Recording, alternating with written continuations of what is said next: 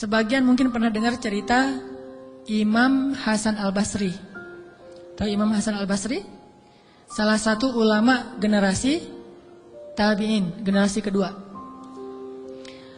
Ceritanya Imam Hasan Al-Basri ini pernah bikin seorang gubernur Baghdad namanya Hajjaj. Ini Hajjaj ini gubernur yang sangat jahat, sering membunuh orang soleh, termasuk sahabat Nabi pernah dibunuh sama dia. Imam Hasan Al-Basri pernah bikin gubernur Hajjaj itu tersinggung. Kapan? Ketika Imam Hasan Al-Basri diundang ke rumah gubernur Hajjaj bersama beberapa ulama yang lain, beberapa tokoh masyarakat, diundang ke rumah barunya, istana gitu. Jadi Raja Hajjaj ini suka bikin istana terus pamer. Ngundang nih, diundang orang-orang penting, minta semacam testimoni gitu, minta komentar. Jadi kalau bahasa kita mah ngeposting di sosial media, terus nunggu gimana menurut kalian. Jadi yang komennya tuh macam-macam ditungguin sama dia. Nanya ke setiap orang yang tamu yang diundang, gimana menurut kamu istana saya? Rata-rata mengatakan ini bagus, istana pertama yang saya lihat yang paling indah segala macam. Bahasa-bahasa memuji lah, dan gak jujur. Begitu giliran Hasan Al-Basri, ya Syekh Hasan, gimana menurut Syekh tentang istana saya? Syekh Hasan mengatakan, saya sama sekali tidak tertarik dengan semua ini. Sesungguhnya apa yang ada di sisi Allah lebih baik daripada apa yang ada di sisi Anda. Ini ucapan Hasan Al-Basri. Karena lagi ada acara makan siang kayak gitu, banyak orang, Hajjaj menahan emosi. Dia tersinggung banget, marah sebetulnya. Akhirnya udah selesai obrol-obrolan, makan, pulang. Saat pulang, Raja Hajjaj mengutus 2 orang prajurit untuk menangkap Hasan Al-Basri di tengah jalan. Suruh bawa balik lagi ke istana. Mau dia apa? Mau dipancung. Karena dia suka mancung orang soleh. Tangkap tuh Hasan Al-Basri. Di tengah jalan didatangi pengawal raja, kemudian dibawa lagi ke istana, mau dipancung. Begitu Hasan Al-Basri berhadapan dengan Hajjaj, Hasan Al-Basri kemudian berdoa di dalam hatinya. Yang tadinya Hajjaj marah besar, pengen bunuh Hasan Al-Basri, pengen memancung Hasan Al-Basri, tiba-tiba pas ngelihat wajah Hasan Al-Basri, Hajjaj ini berubah seperti orang yang kena hipnotis. Tiba-tiba dia tersenyum, tiba-tiba dia jadi orang yang humble, hangat banget, langsung memeluk Hasan Al-Basri. Selamat datang wahai Syekh, selamat datang, duduk. Syekh, beri saya nasihat, terus dikasih makanan, minuman. Setelah itu dipersilakan pulang, dikasih kendaraan yang terbaik. Sampai akhirnya Hasan Al-Basri keluar dari istana. Ketika di tengah jalan, pengawal-pengawalnya Hajjaj bertanya kepada Hasan Al-Basri, ya Syekh, kami tadi diutus oleh Raja menangkap Anda agar Anda dipancung karena Raja tersinggung dengan obrolan tadi ketika makan siang. Dan Raja dalam keadaan marah besar.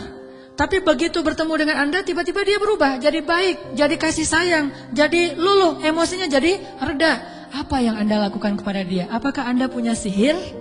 Kata pengawal. Kata Hasan Al-Basri, saya tidak pakai sihir. Terus apa? Saya sebelum bertemu dengan Hajjaj, tadi saya berdoa.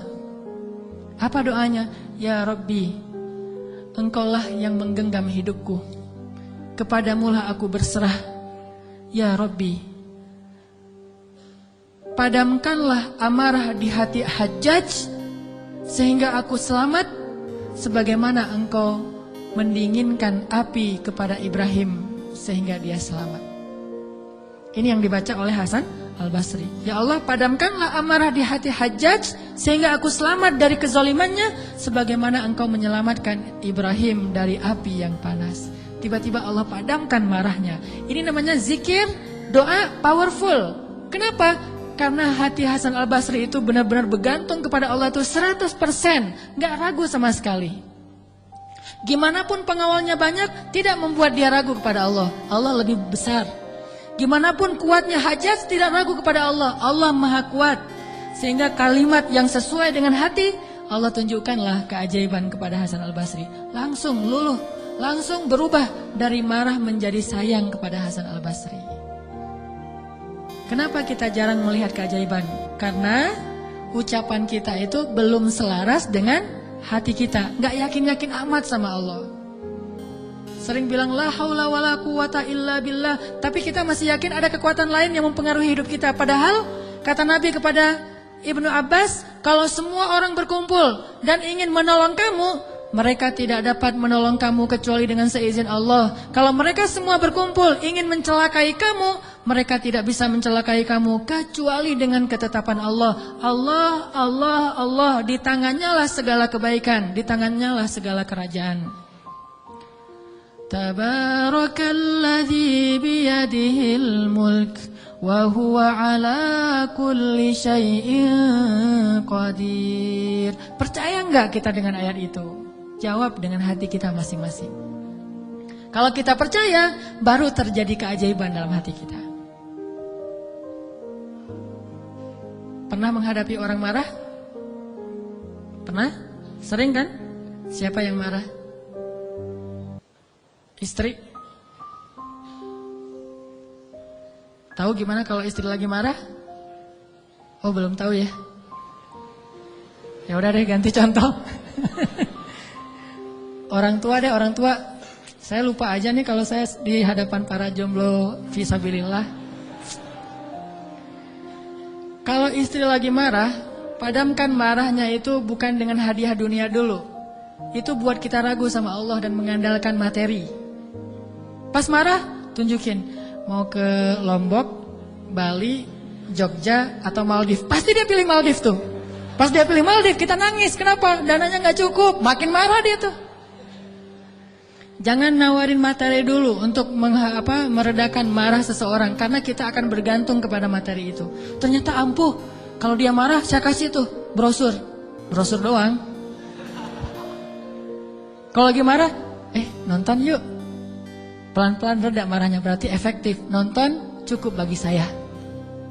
Pas lagi marah, ada kafe baru loh, enak tuh makanannya. Terutama tuh misalnya green tea-nya, milkshake tuh paling enak tuh se-Bandung. Reda marahnya, milkshake cukup bagi saya. Kan? Bukan hasbi Allah, hasbiya milkshake. Kenapa bisa gitu? Karena ketika kita mau meredakan marah seseorang itu, kita menggunakan materi. Atau menggunakan bahasa-bahasa ngegoda, ngerayu, gombal tadi. Tapi kan lama-lama agak-agak habis juga ya bahan menggombal ya. Harus buka, jadi teman-teman bisa ke Gramedia mungkin beli buku dengan judul Kumpulan Gombal-Gombal Efektif. Udah teruji, banyak yang menggunakan gombal ini dan berhasil meredakan amarah. Mungkin, tetapi itu berarti kita tidak mendapatkan yang paling luar biasa, sehingga suatu saat kita akan kewalahan sendiri. Berapa sering kita bisa memberikan materi, memberikan brosur, memberikan kafe, memberikan nonton, memberikan hiburan, entertain segala macam. Berapa sering? Coba sesekali ketika menghadapi seseorang yang marah, andalkan Allah. Pas mau ketemu orangnya, ya Rabbi, ya Rabba Ibrahim, wahai Tuhan Ibrahim, padamkanlah amarah istri saya sebagaimana engkau memadamkan api bagi Ibrahim. Terus temuin, kalau masih marah, ya Allah astagfirullahaladzim, berarti saya belum jujur nih, masih belum yakin sama Allah, istighfar lagi, ya Allah padamkan. Masih marah, ya Allah padamkan. Terus saja sampai yakin. Kalau kita yakin itu berubah loh, benar-benar berubah. Kalau nggak bisa langsung, bertahap, tergantung iman. Ada orang yang imannya baru redam amarah seseorang itu 1 jam, berarti imannya iman 1 jam. Ada yang setengah jam, ada yang 10 menit, ada yang ketemu, berubah langsung. Sampai orang yang marah itu juga terheran-heran. Kenapa ya? Saya tadi sebetulnya lagi sebel banget sama kamu, tapi pas ngelihat kamu jadi berubah, kenapa ya? Karena Allah. Ini mah masalah iman. Bukan masalah fasihnya mengucapkan hasbi Allah. Semua kita mah yang namanya hasbi Allah pasti fasih. Apalagi sadaqallah, itu paling fasih tuh. Sadaqallahul azim, itu fasih banget. Kenapa? Apalagi baca 1 juz, pengen sadaqallah cepet-cepet kan? Itu fasih. Bismillah fasih, hasbi Allah. Insya Allah tahsin hasbi Allah wa ni'mal wakil. Malah kita kadang-kadang kalimat hasbi Allahnya tuh lebih keren daripada sahabat loh. Kalau sahabat kalimatnya cuma gini, hasbunallah wa ni'mal wakil. Kalau kita, hasbunallah wa ni'mal wakil, ni'mal maula wa ni'man nasir. Coba lihat, panjangan siapa ucapannya? Panjangan kita kan? Sahabatnya cuma sedikit, Ibrahim lebih sedikit lagi, hasbi Allah, segitu doang. Kita rame, oh jangan cuma hasbi Allah, tambahin dong. Jangan terlalu irit-irit dalam berzikir. Rame aja di broadcast soal panjang pendeknya zikir. Tapi dua-duanya gak powerful, gak ngaruh. Yang bilang hasbiyallah wa ni'mal wakil sama aja. Yang bilang hasbiyallah wa ni'mal wakil, ni'mal maula wa ni'man nasir. Diulang 33 kali. Tapi gak ngaruh, kenapa? Karena gak jujur. Hanya fasih di lisan, tetapi tidak fasih di hati. Harusnya kayak Imam Hasan Al-Basri. Begitu dia katakan demikian, doanya langsung berubah. Termasuk doa tadi, Allahumma ajurni fi musibati wa akhluf li khairan minha. Ya Allah, beri saya pahala dalam musibah saya, beri saya ganti yang lebih baik. Selama apa sih Allah kasih kita ganti? Di situ kita bisa mengukur keimanan kita. Kalau begitu kita berdoa langsung dapat ganti, itu imannya ajaib tuh. Kalau kita berdoa tunggu gantinya sebulan kemudian, itu imannya standar. Kalau kita udah berdoa tapi nggak diganti-ganti, berarti kita bermasalah. Gak yakin-yakin amat sama Allah. Pengen gak begitu berdoa langsung Allah menunjukkan keajaiban? Kita pengen aja gak berani ya, karena kita gak percaya bisa. Kita mau mengatakan pengen, itu aja kita gak berani karena menganggap itu gak realistis. Masa sih bisa? Bisa kalau kita yakin kepada Allah. Kalau kita gak yakin, kalau kita bilang gak bisa, kalau kita ragu bahwa Allah bisa menunjukkan ajaib kepada kita dalam hitungan detik, terus kemana kalimat kun fayakun? Masalahnya kita nggak yakin untuk bilang pengen, begitu doa langsung Allah kabulkan. Itu aja kita ragu. Kenapa? Kita nggak percaya itu bisa terjadi dalam hitungan simsalabin abrakadabra.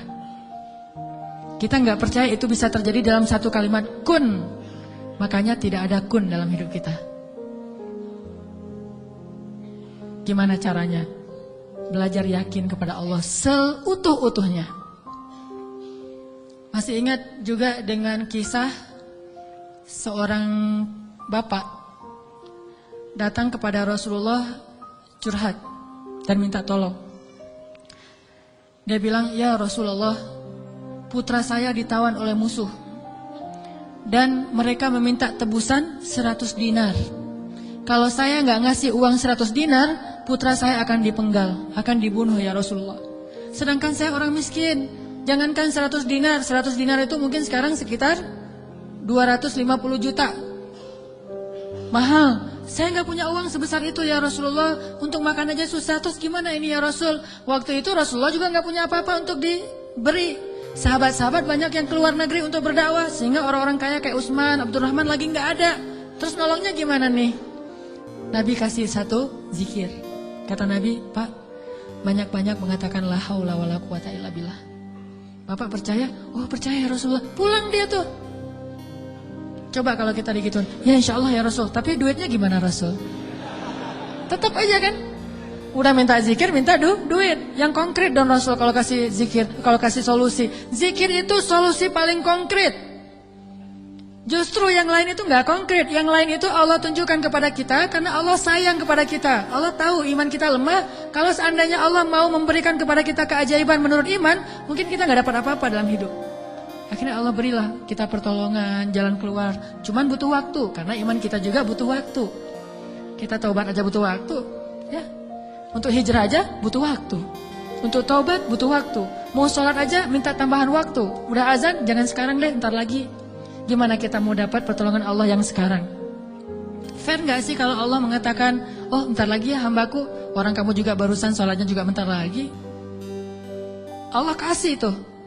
Begitu Nabi bilang, ucapkan banyak-banyak membaca la haula wala quwata illa billah. Dia yakin langsung mengatakan, oh ya insya Allah, yakin gitu. Akan terjadi keajaiban, bukan ya ada Utsman gak Rasul? Enggak.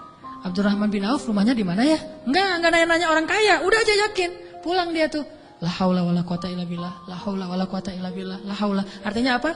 Tidak ada daya dan upaya dari makhluk. Allah lah yang maha kuasa. Pulang ke rumah, istrinya nungguin. Pak, gimana? Udah ketemu Rasulullah. Dapat solusinya, dapat uang pinjaman dari siapa? Enggak. Terus gimana? Nabi ngasih kita solusi yang lebih baik daripada itu. Apa? Ucapkanlah la haula wala quwata illa billah. Istrinya enggak protes, langsung bilang, oh ya langsung la haula wala quwata illa billah. Berdua tuh la haula wala quwata illa billah. Enggak ada ya kirain duit 100 dinar. Enggak sama sekali, yakin. Begitu malam, sepanjang siang mereka la haula wala quwata illa billah, malam hari tiba-tiba putranya pulang. Enggak sendiri, bawa ternak, bawa kambing banyak tuh, domba dibawa. Ada ratusan ekor domba dia bawa pulang. Di luar orang apa nih apa? Ada domba, siapa? Oh, putra kita, Masya Allah. Pelukan, kangen gitu ya. Kamu gimana bisa selamat? Kata putranya, wahai ayah, ada keajaiban. Tadi, tiba-tiba, ketika saya sedang diikat dan besok mau dipenggal, pengawal-pengawal saya itu tiba-tiba pada ngantuk, tertidur, dan tiba-tiba ikatan saya menjadi longgar sehingga saya bisa melepaskan diri. Dan bahkan ketika saya mau pergi, saya kepikiran kenapa saya nggak bawa domba-domba aja sebagai ghanimah. Domba 100 ekor, kira-kira berisik nggak sih? 100 ekor domba berisik nggak? Berisik kan? Berisik banget kan? Tapi seberisik itu orang yang ngawal dia tuh nggak bangun loh. Allah udah tutup telinga dan penglihatan mereka. Mereka nggak bangun sama sekali dibawa. Dan untuk ngumpulin domba 100 ekor, kira-kira butuh berapa jam? Itu bukan kerjaan yang gampang. Ngumpulin 100 ekor, digiring ke satu arah, udah gitu berisik lagi. Ada yang domba yang lari ke sana, ditarik lagi. Namanya domba kan? Domba-domba yang tersesat gitu deh.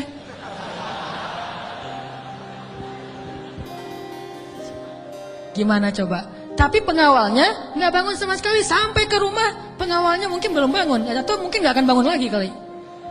La haula wala quwata illa billah. Baru ayahnya sadar, Masya Allah, la haula wala quwata illa billah. Dan ini orang yang mengatakan ini nggak disebutkan namanya dalam riwayat. Kenapa? Saking nggak terkenalnya.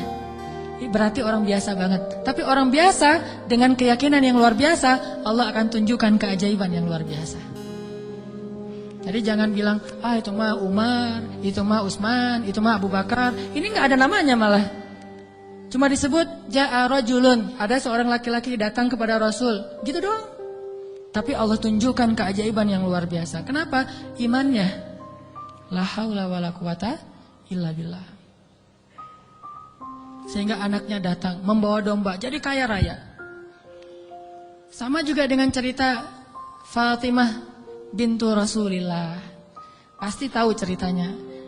Karena Fatimah capek di rumah, gak ada pembantu, Ali sering berjihad. Akhirnya dia ngurus anak sendiri. Anaknya laki-laki lagi, namanya anak laki-laki, bukan bandel, emang dia aktif gitu. Akhirnya Fatimah ngerasa agak berat nih kalau harus ngurus semuanya sendiri, gak punya pembantu. Datanglah ke rumah ayahnya. Ayah, ya Rasulullah, ayah tahu keadaan rumah tangga saya bersama Ali. Ali orang yang sibuk bekerja, membela agama Allah, berdakwah, berjihad. Saya sendiri di rumah gak ada pembantu. Boleh gak minta seorang pembantu dari rumah ayah? Kan banyak pembantu Rasulullah yang jadi relawan tuh. Kata Rasulullah, ya Fatimah, mereka itu bukan pembantuku tetapi pembantu kaum muslimin. Jadi gak mau dikasih kepada urusan keluarga. Maka pulanglah Fatimah. Oh ya ayah gak apa-apa, pulang nih bersama Ali, gak dapat apa-apa. Nabi kan gak enak hati, karena Nabi sayang banget dengan putrinya ini, putri kesayangan Nabi banget di antara putri-putrinya, Fatimah Az-Zahra. Akhirnya Nabi menyusul Fatimah ke rumahnya. Assalamualaikum, waalaikumsalam, dibukain pintu. Ya Fatimah, ya Ali, la tahzana, janganlah kalian bersedih. Mau aku kasih yang lebih baik daripada pembantu? Oh apa ayah? Kirain robot-robotan atau apa gitu ya. Pembantu yang dalam bentuk robot kan tinggal beli baterai aja tiap bulan atau dicas gitu. Apa ya ayah yang lebih baik daripada pembantu? Kita tahu. Kata Rasulullah sebelum tidur, bacalah zikir ini, ayat ini, maka insya Allah itu lebih baik daripada pembantu. Mereka protes nggak? Enggak. Oh ya sami'na wa ata'na. Diamalin tuh, nggak pernah tinggal. Dan selamanya mereka nggak punya pembantu, tapi nggak pernah mengeluh lagi. Allah berikan mereka jalan keluar. Jalan keluarnya adalah dikuatkan hati dan kesabarannya. Itu keajaiban. Kenapa kita udah berdoa tapi hati kita masih lemah? Karena kita tidak berdoa dengan hati, tapi kita berdoa dengan kok gitu? Gak sesuai antara lisan dengan kenyataan. Ada lagi nih kisah yang mungkin sebagian teman-teman pernah mendengar, bagaimana Rasulullah SAW pada malam perang Badar. Melakukan apa Nabi malam perang Badar teh? Istighosah. Pernah dengar istilah istighosah? Mungkin sebagian orang menganggap istighosah ini bid'ah. Istighosah itu salah satu di antara hal yang paling luar biasa yang dilakukan Nabi, dan disebutkan di dalam surat Al-Anfal, "Idz tastaghitsuna rabbakum." Ketika kalian beristighosah kepada Tuhan kalian. Apa itu istighosah? Berdoa dengan penuh keyakinan. Malam sebelum terjadi perang Badar, semua para sahabat itu tidur. Dan luar biasanya tidurnya juga sampai mimpi lah gitu. Mimpinya apa? Mimpi basah. Ini serius. Jadi semua sahabat pada malam itu digoda oleh setan sehingga mereka mimpi basah. Dan ketika bangun dari tidur mereka harus mandi junub. Tapi tidak ada air. Akhirnya Allah turunkan hujan. Pada mandi di bawah hujan semuanya sambil bertakbir.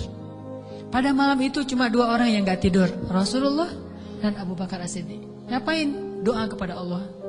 Salah satu yang terekam dalam sejarah di antara doa Nabi pada malam perang Badar apa? Ya Allah, seandainya besok kami semuanya terbunuh, maka saya khawatir tidak ada lagi orang yang menyebut namamu di muka bumi. Tolonglah hamba-hambamu ini ya Allah. Terus berdoa dan mengangkat tangannya tuh gak gini, tapi ngangkat tangannya tuh gini. 2 tangan. Tapi berdoa dengan mengangkat tangan setinggi-tingginya. Rabbi gitu. Terus berdoa kayak gitu sampai syal Nabi jatuh, ditaruh lagi oleh Abu Bakar. Jatuh dan menangis sampai basah janggutnya Rasulullah SAW yang mulia. Kemudian Abu Bakar yang sedih mengatakan, ya Rasulullah, hasbuk, hasbuk. Cukup ya Rasulullah, Allah sudah mendengar doamu, cukup. Nabi gak cukup-cukup, terus saja berdoa. Apa yang terjadi besok? Allah utus malaikat ribuan untuk menolong Rasulullah dan para sahabat. Dan kita lihat hasil perang Badar. Bukan karena dia Rasulullah, tetapi karena imannya adalah imannya seorang Rasulullah. Kalau kita punya iman minimal dekat atau mirip dengan imannya seorang Nabi, Allah akan tunjukkan mukjizat yang mirip dengan seorang Nabi, yang disebut dengan karomah. Itulah keajaiban. Jadi bukan mustahil. Kalau kita tidak pernah melihat keajaiban, itu pasti karena kita masih belum selaras antara lisan dengan hati kita. Masih ingat kalimat Nabi ditodong dengan pedang, dihunuskan pedang, lagi istirahat di bawah pohon. Nabi lagi istirahat nih. Tiba-tiba datang orang Badui, orang kafir, menghunuskan pedang di leher Nabi. Dan itu benar-benar mau membunuh Nabi. Nabi seorang diri, sahabat jauh. Terus laki-laki itu mengatakan, ya Muhammad, sekarang kamu sendiri. Kalau saya akan membunuh kamu sekarang, siapa yang bisa menolong kamu? Rasulullah dengan tenang dan mantap mengatakan, Allah. Kalimat Allah itu membuat laki-laki tadi gemetar dan jatuh pedangnya. Coba, ini kalimat Allah kayak gimana? Coba kita ucapkan Allah, ada yang gemetar nggak? Allah, apaan? Nggak dengar? Ya. Biasa aja.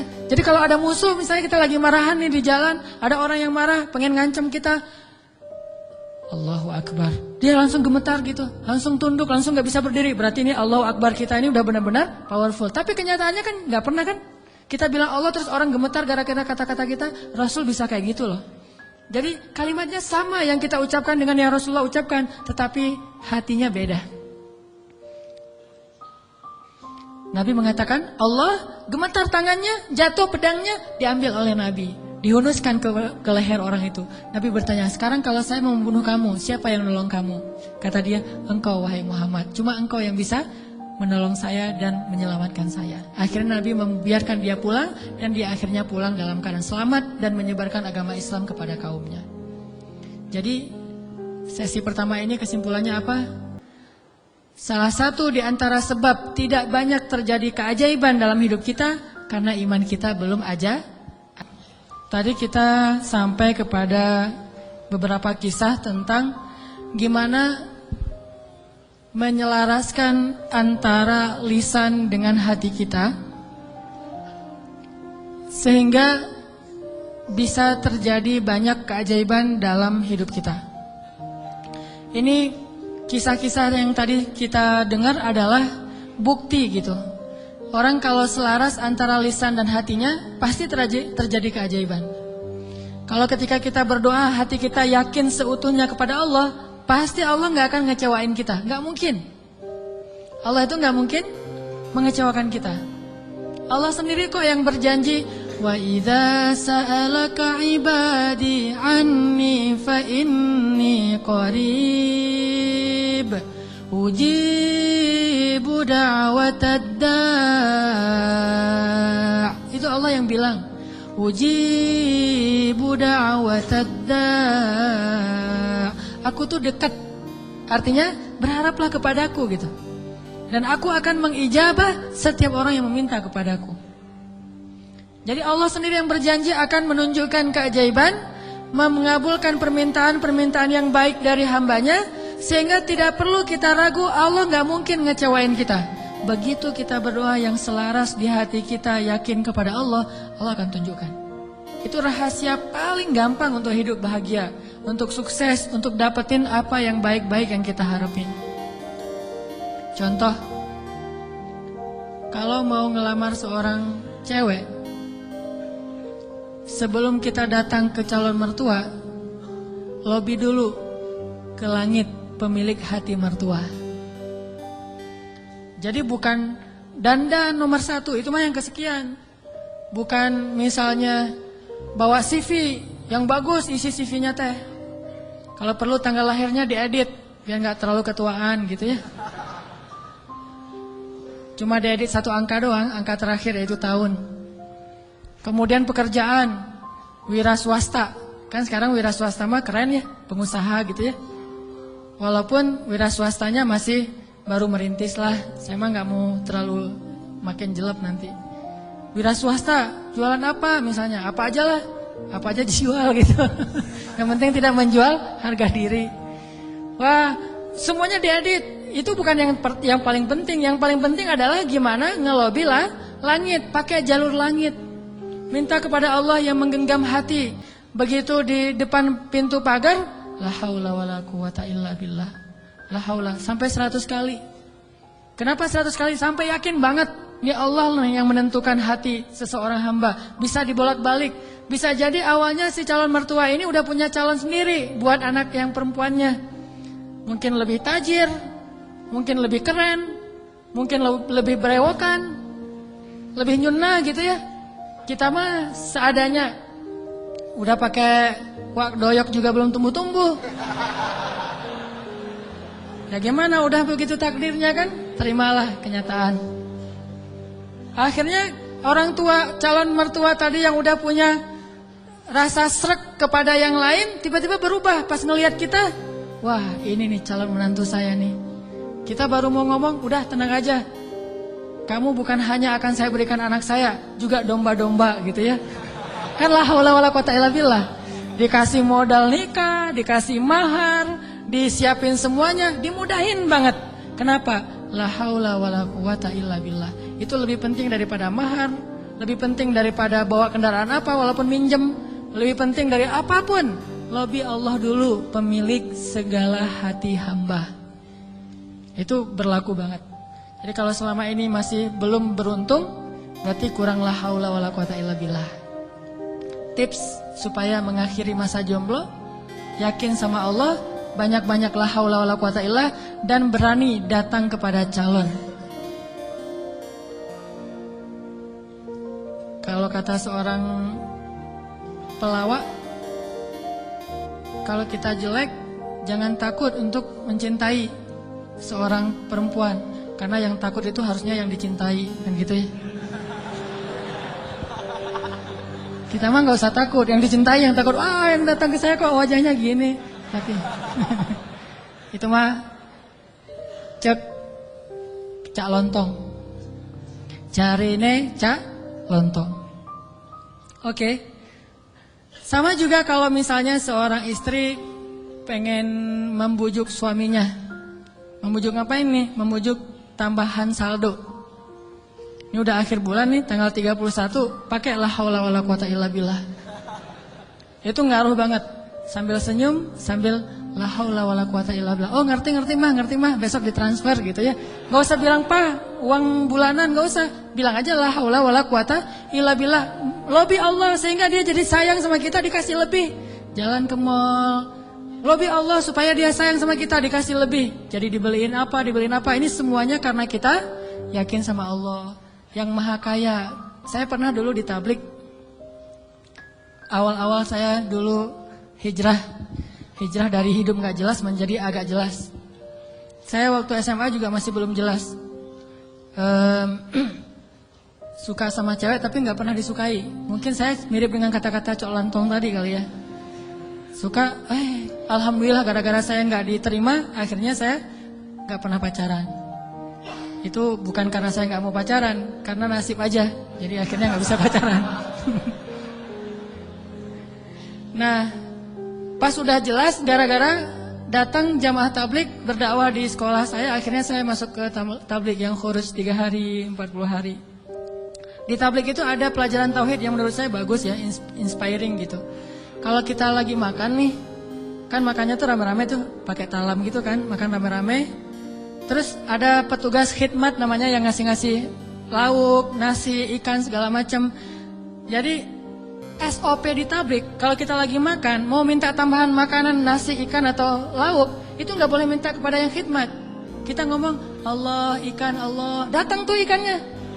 Wah, ini ikan, Masya Allah. Allah kasih datang ikan. Di situ belajar tauhid tuh. Ternyata kuahnya kurang. Allah, kuah, Masya Allah, kuah, Masya Allah. Datang tuh kuah tuh.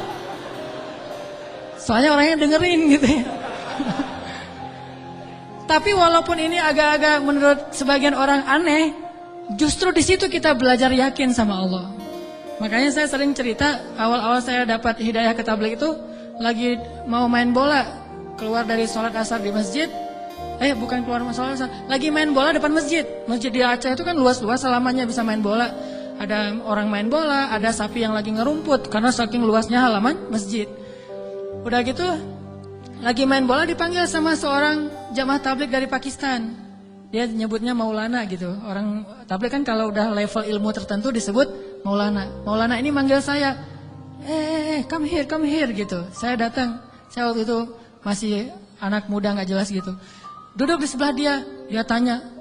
Dia tunjuk-tunjuk ke langit gitu. Nggak bisa bahasa Indonesia. Saya bilang, kenapa? Oh, langit. Saya bilang, langit Allah cipta, kata dia. Terus tunjuk ke pohon. Saya bilang pohon Allah cipta. Dia tahu bahasa Indonesia cuma satu kalimat, Allah cipta. Pohon Allah cipta. Saya tunjuk anak-anak, dia nunjuk anak-anak. Oh, orang Allah cipta. Itu aja selama setengah jam. Begitu setelah setengah jam Allah cipta, tiba-tiba saya ngerasa kayak ada yang masuk ke dalam hati saya tuh sejuk banget. Saya langsung pergi wudhu, saya sholat kayak orang dihipnotis gitu. Sholat asar sendiri, udah selesai sholat asar sendiri, dia temukan dengan tabligh yang ada di situ, orang lokal, masuklah saya ke tabligh, khuruj 3 hari. Pulang ke rumah, saya dianggap orang aneh oleh orang tua saya. Wah, kamu gak boleh ke masjid lagi, kenapa? Kamu sekarang aneh. Aneh apa? Udah rajin ke masjid. Rajin ke masjid aneh dulu teh. Orang tua kan takut ke jaring aliran apa mungkin yang mau jadi pengantin, bom bunuh diri atau apalah, takut. Terus saya mulai pakai jubah waktu itu, jubah putih, sorban putih. Begitu saya lewat depan tetangga ada anak kecil lagi main, dia bilang, "Mak, malaikat lewat gitu." Aduh, saya malaikat gitu. Luar biasa. Ini artinya belajar yakin. Kalau di beberapa dakwah itu benar-benar bab la ilaha illallah ini benar-benar kurikulum paling penting, dan ini yang harus kita pelajari. Kalau kita ngandelin Allah banget dalam segala urusan, la yudayya'anallah, itu intinya. Allah nggak akan ngecewain kita. Manusia bisa banget ngecewain kita, bukan karena dia jahat. Kadang dia ngecewain kita karena emang dia nggak mampu untuk memuaskan dan membahagiakan kita. Bukan karena dia pengkhianat. Seorang istri, seorang suami kadang mengecewakan kita bukan karena dia nggak sayang sama kita, tapi dia nggak mampu memenuhi semua kebutuhan kita. Dia terbatas. Dan justru juga banyak orang yang sengaja ngecewain kita karena dia jahat, tapi ada juga orang baik ngecewain karena dia nggak mampu. Tapi Allah maha baik dan maha mampu. Bukan cuma maha baik, kalau baik doang nggak mampu, ya apa bisa kita lakuin kan? Tapi kalau baik dan mampu, nggak ada batas. La haula wala quwata illa billah. Keajaiban-keajaiban yang luar biasa terjadi dalam hidup kita kalau kita mengandalkan Allah, selaras antara lisan dengan hati kita.